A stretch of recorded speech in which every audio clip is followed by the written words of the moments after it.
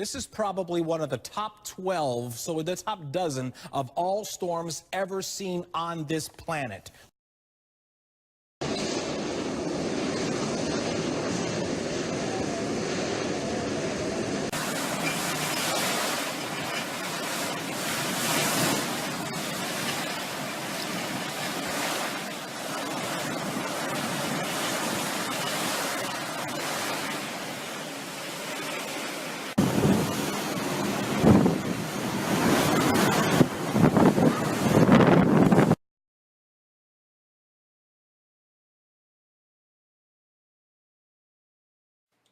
People get ready. Haiyan will continue to push to the west-northwest and push into the Philippines by Friday morning. Haiyan has significantly strengthened over the past 24 hours from a minimum typhoon to a super typhoon. It has great outflow and very deep convection with a symmetric eye. It is likely that Haiyan will weaken slightly as it undergoes an eye wall replacement cycle. For now, the Joint Typhoon Warning Center is expecting Haiyan to strike the Philippines as a Category 4 storm with sustained winds of 145 miles an hour. Haiyan has the potential to create significant damage, flooding, and mudslides along a very populated area, 145 miles an hour, and it's heading, as you can see it there, it's heading straight for Bohol, where there was an earthquake. So all those areas in Visayas and around Cagayan de Oro will have to prepare and button down. So it's going to be happening now, and the rain has already started just in the last few minutes. I was talking to my wife in Cagayan de Oro, so everyone's getting buttoned down and ready, and they've canceled schools to get ready for this hurricane.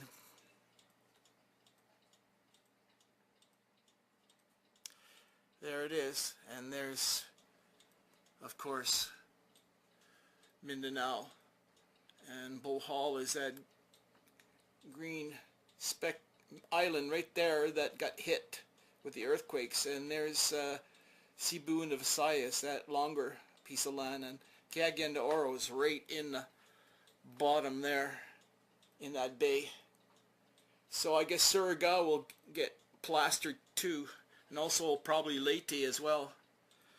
Anyways, everyone get ready and button down for the big storm.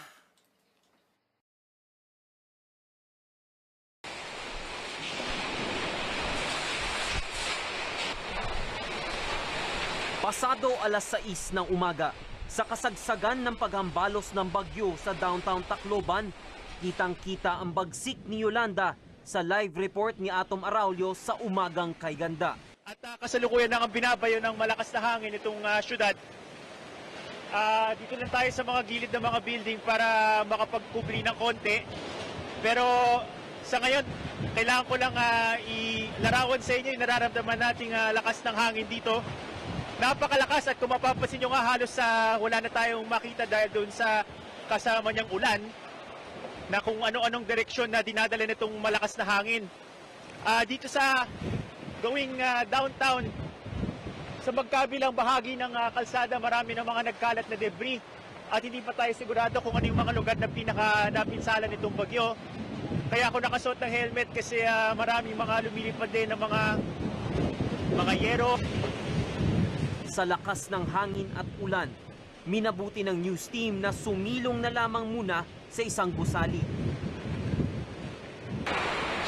Makalipas ang halos 30 minuto, nakapag-live report uli si Atom. Dito sa aking likuran, ito yung building na ating sinisilungan. Kung mapapansin nyo, merong mga harang na sliding na gate, na bakal, pero sa likod niya merong salamin na nagkanda, basag-basag na. Kung makikita nyo dito sa sahig, nagkalat yung mga basag na salamin. At maya-maya bumubugso yung napakalakas sa hangin, at kailangan nga kaming medyo lumayo dun sa mga bintana dahil sa pag nababasag siya, tumatalsik yung salamin. Mula sa bintana, sa ikalawang palapag ng gusali, ipinakita rin ni Atom ang sinapit ng kalsada kung saan siya nagulat.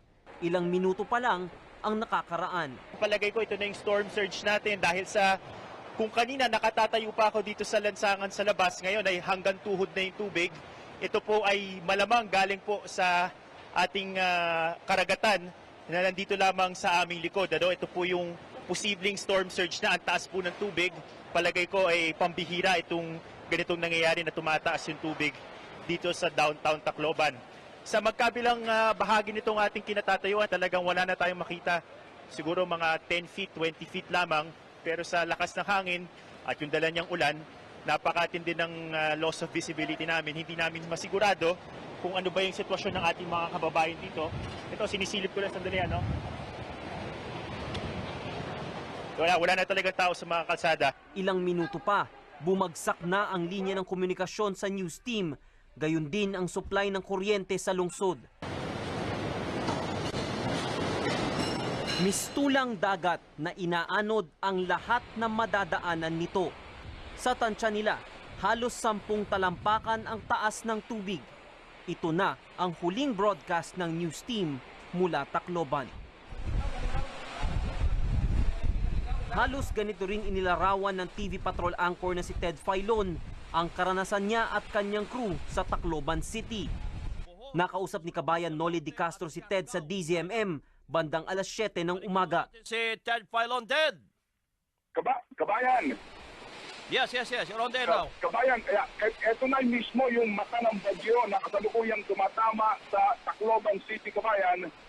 Ang aming ngayong tinutuluyan na isang structure ay bumigay na ang bubong nito. Ito'y matibay na structure, ito ay concrete structure, pero bumigay na mismo ang bubong nito. Kaya nai-imagine ko lang kung ano ang sitwasyon ng ating mga kababayan sa mga pangkaraniwang tahanan.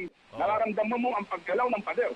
Inuulit ko, mga kapamilya, ito na po ang mata ng bagyong Yolanda na kasalukuyan pong bumabayo sa lungsod ng Tacloban at napakalakas po talaga ng bagyo. Kabayan, back to you. Bukod naman sa ilang gamit ng news team na nabasa at nasira dahil sa ulan, inanod pa ng baha ang isang sasakyan ng crew. Pero ligtas naman ang mga miyembro ng news team. By November 11, the provinces of Aklan, Capiz, Cebu, Iloilo, Leyte, Palawan, and Samar were placed under a state of national calamity, allowing the government to use state funds for relief and rehabilitation and to control prices of basic goods. Additionally, approximately 30.6 million had been allocated in relief assistance by the NDRRMC.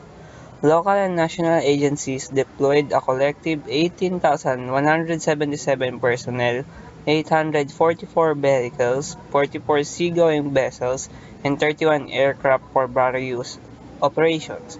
CBCP also declared 8 days of mourning for victims of the typhoon on the same date.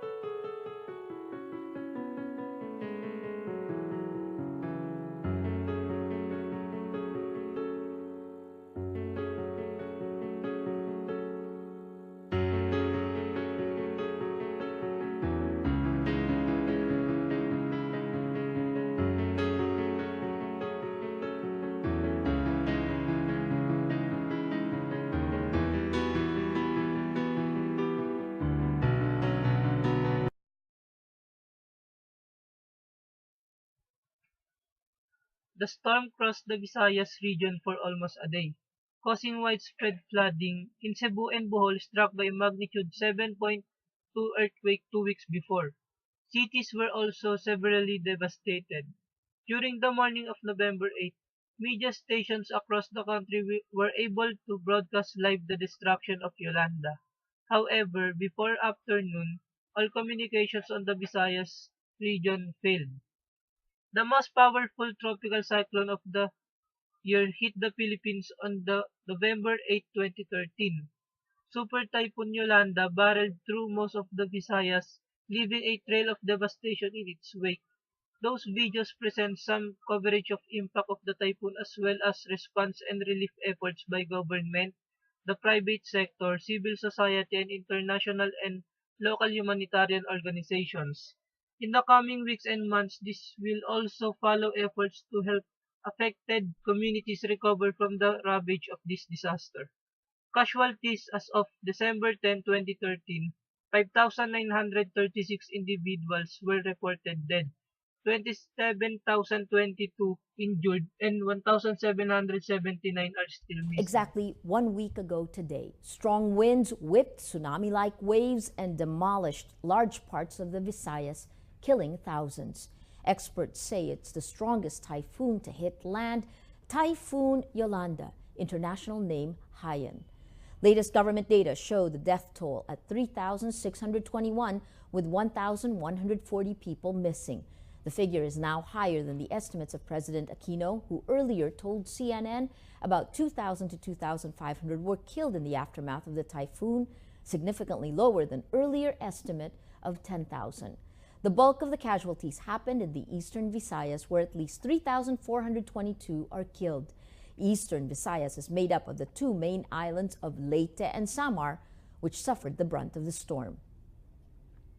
A week since the disaster, much-needed aid finally begins to reach survivors of the super typhoon. Nearly 50,000 food packs reach victims in Tacloban City, one of the hardest-hit areas. More than 100,000 hygiene kits will also be deployed. International aid is pouring in with food, supplies, and the manpower to deliver them.